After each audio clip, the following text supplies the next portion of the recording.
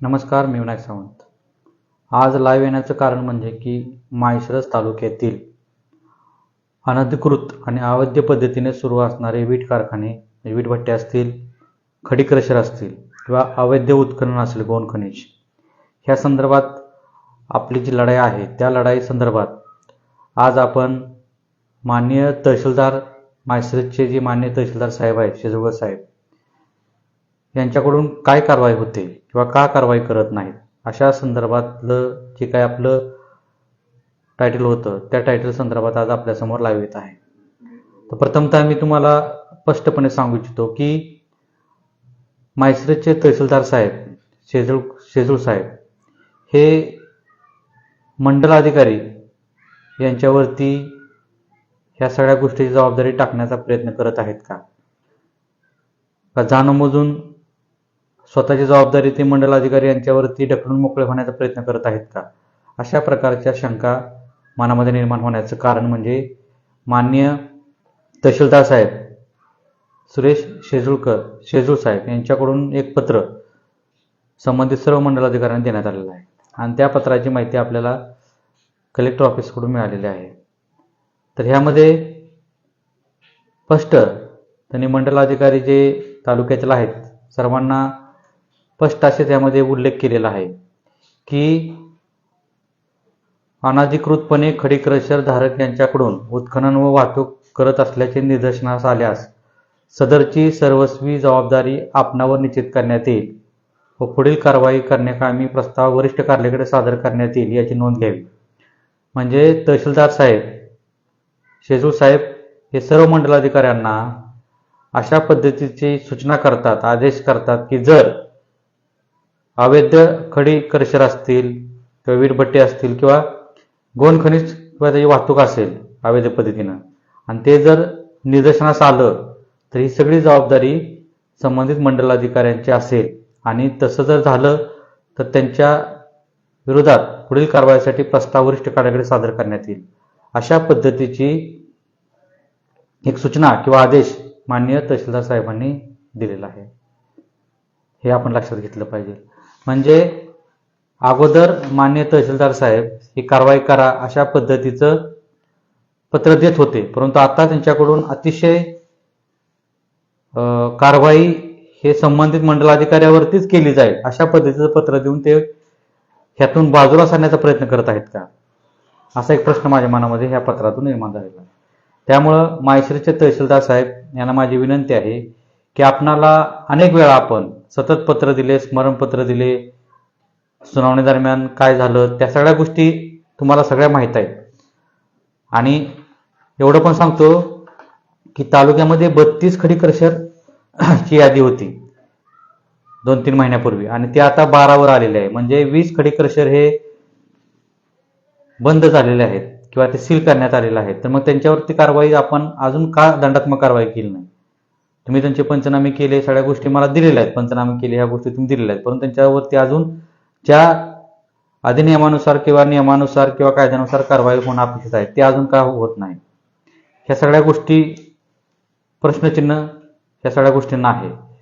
त्यामुळं आणि त्याचबरोबर माननीय कलेक्टर ऑफिस कार्यालयाकडून, माननीय जिल्हाधिकारी कार्यालयाकडून, महसूल विभागाकडून आपल्या तालुक्यामधील ज्या ठिकाणी गौण खनिज उत्खनन झालेलं आहे अशा ठिकाणची मोजणी करण्यासंदर्भात,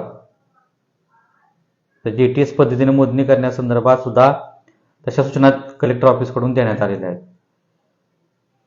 हे लक्षात घेतलं पाहिजे. म्हणजे ह्या सगळ्या गोष्टी कलेक्टर ऑफिसकडून होतात, माननीय मुख्यमंत्री कार्यालयाकडून होतात, आदरणीय पंतप्रधान यांच्या कार्यालयाकडून होतात, पुणे विभागीय आयुक्त कार्यालयाकडून होतात, कलेक्टर ऑफिस सोलापूर यांच्याकडून खाली होतात, प्रांत कार्यालयाकडून तहसीलदार कार्यालयाकडे होतात. मग तहसीलदार साहेब का ह्या वरिष्ठ कार्यालयाच्या आदेशाचं पालन करत नाहीत, हा एक प्रश्न आपल्यासमोर निर्माण होत आहे. त्यामुळं साधी गोष्ट आहे, कलेक्टर साहेब सुद्धा अवैध उत्खनन होते असे त्यांनी लेखी स्वरूपात मान्य केलेलं आहे, हे लक्षात घेतलं पाहिजे. आणि त्या संदर्भात कारवाई होते, याचा अर्थ नोटिसा जातात किंवा पंचनामे होतात, पंचनाम्यामध्ये अवैध पद्धतीने सगळ्या गोष्टी दिसतात, म्हणजे याचा अर्थ अवैध उत्खनन झालेला आहे हे सिद्ध होतं. म्हणजे अनधिकृत वीटभट्ट्या असतील, खडी क्रशर असतील किंवा अवैध उत्खनन सुरू आहे हे तिथं सिद्ध होतं. मग आता कारवाई का होत नाही हाच आपला प्रश्न आहे. त्यामुळे माननीय तहसीलदार साहेब यांना माझी विनंती आहे, माहेश्वरीचे तहसीलदार साहेब, की आपण तात्काळ या सगळ्या गोष्टींवरती तात्काळ कारवाई करण्यात यावी आणि ज्या गोष्टी तुम्हाला ऑलरेडी पत्राच्या माध्यमातून आम्ही दिलेल्या आहेत त्या संदर्भात साधी गोष्ट आहे, हा महसूल आहे आणि हा महसूल जो काही रॉयल्टीच्या स्वरूपात असेल किंवा दंडाच्या स्वरूपात जो वसूल होणार आहे तो लोकहितासाठी वापरला जाणार आहे. म्हणजे कुठंतरी लोकहिताच्या वापरासाठी असणारा निधी महसूल हा कुठंतरी बुडवण्याचा प्रयत्न हे आपल्याकडूनच होतोय का, अशा प्रकारची शंका आता आमच्या मनामध्ये निर्माण होत आहे. साधी गोष्ट आहे की एखादं वीटभट्टी असेल किंवा वीट कारखाना असेल तर त्यांनी जर रॉयल्टी नाही भरली तर तो महसूल शासनाकडे जाणार नाही. म्हणजे तो शासनाकडे जर महसूल नाही गेला तर सर्वसामान्य माणसाला जर त्या योजना असतील किंवा जो देशाच्या किंवा राज्याच्या हितासाठी वापरला जाणारा जो निधी आहे त्यासाठी तो उपलब्ध होणार नाही.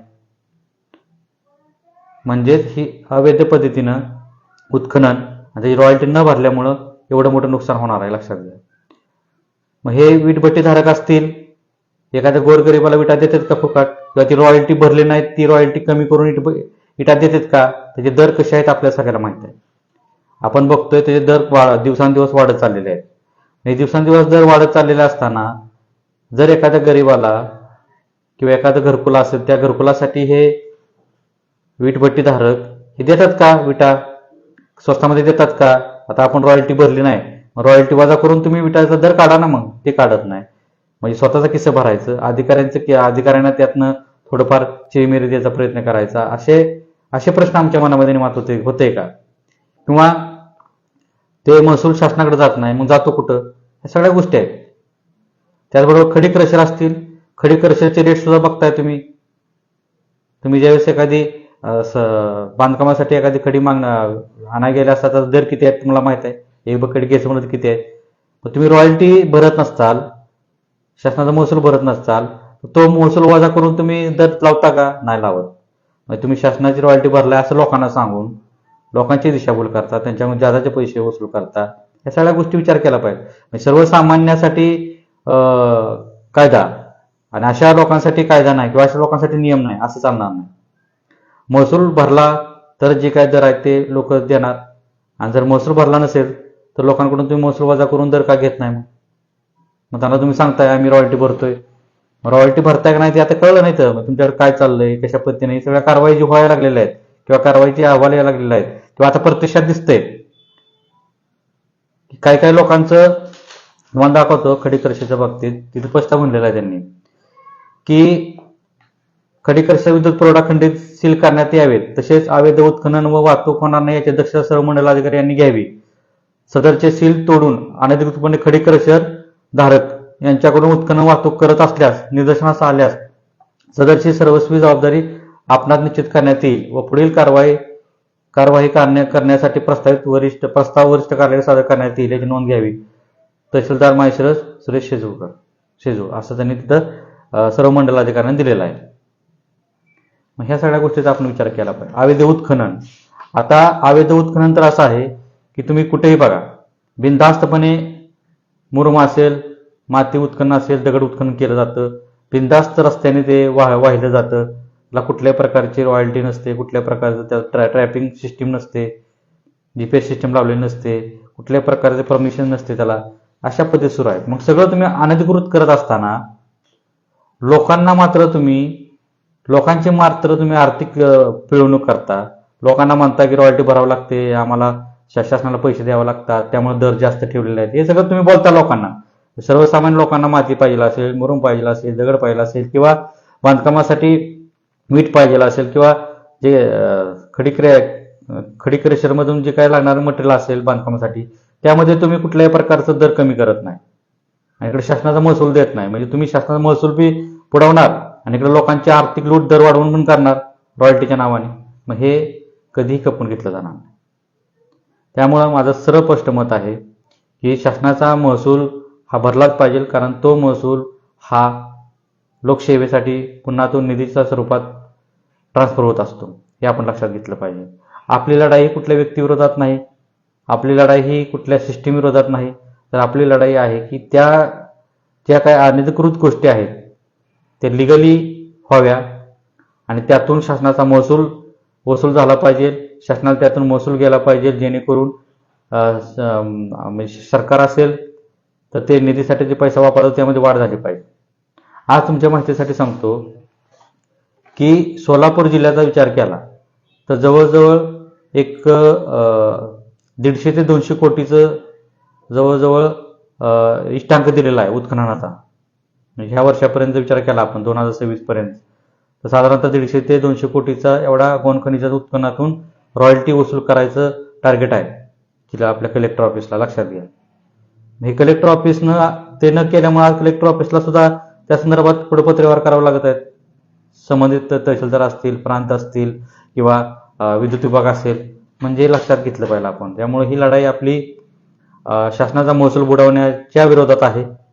शासनाचा महसूल नक्की शासनाकडे जातो का कुणाकडे जातो ह्याचा शोध सुद्धा ह्या माध्यमातून प्रशासनाने घेतला पाहिजे, वरिष्ठ अधिकाऱ्यांनी. त्यामुळे माझं माहेश्वरचे तहसीलदार साहेब यांना माझी नम्र विनंती आहे की आपणाकडं पत्र तुम्हाला दिलेले आहेत त्या पत्राच्या अनुषंगाने तात्काळ जे शासकीय नियमानुसार, कायद्यानुसार दंडात्मक असेल किंवा कायदेशीर कारवाई करण्याचा जो नियम असेल त्या पद्धतीनं तात्काळ कारवाई झाली पाहिजे.